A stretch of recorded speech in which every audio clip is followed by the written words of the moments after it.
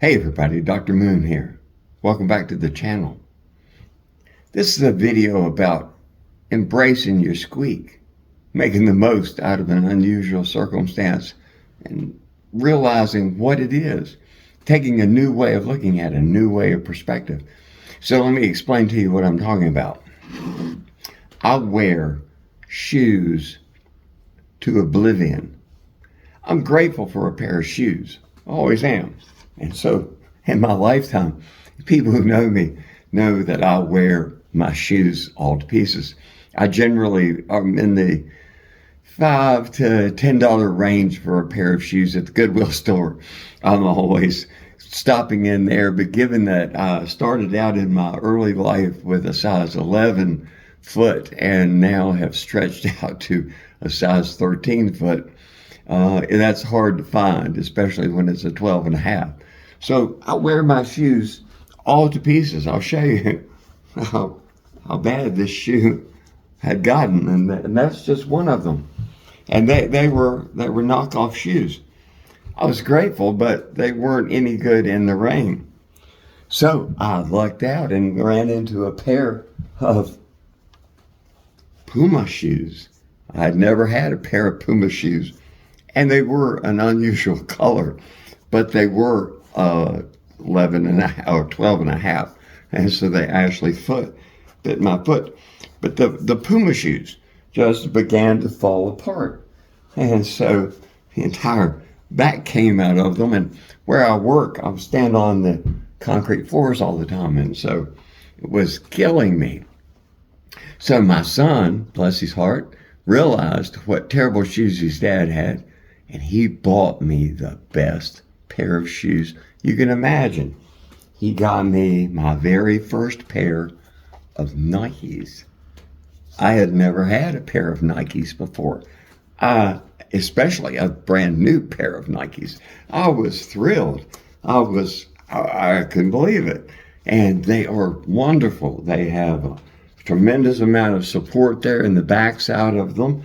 And it compared to what I had been walking on, they were a miracle to me. But I was walking across the store and I noticed something.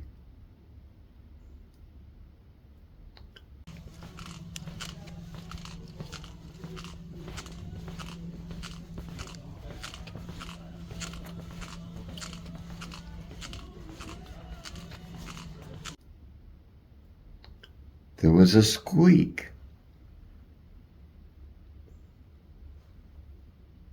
I thought, is that coming from my shoes?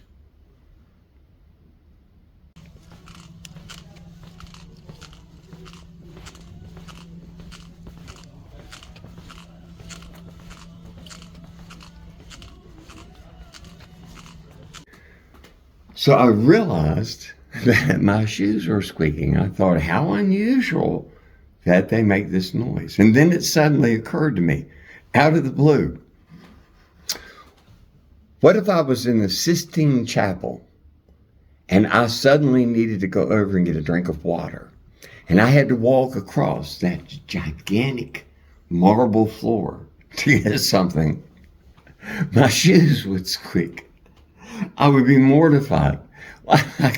I've never been to the Sistine Chapel. I have no plans to be at the Sistine Chapel, but somehow it was the place that stuck in my mind that you didn't want a squeaky shoe in. So I went to the front registers where I work. There's another young lady there that I work with, and I said, my son got me this tremendous pair of shoes. The only issue is they squeak. And they're wonderful. They're a Nike. She said, yeah. I said, well, they squeak. They're a Nike. She said, yeah. I said, you knew that? She said, yeah. Well, come to find out, there's a whole thing on the internet about people's tennis shoes that squeak.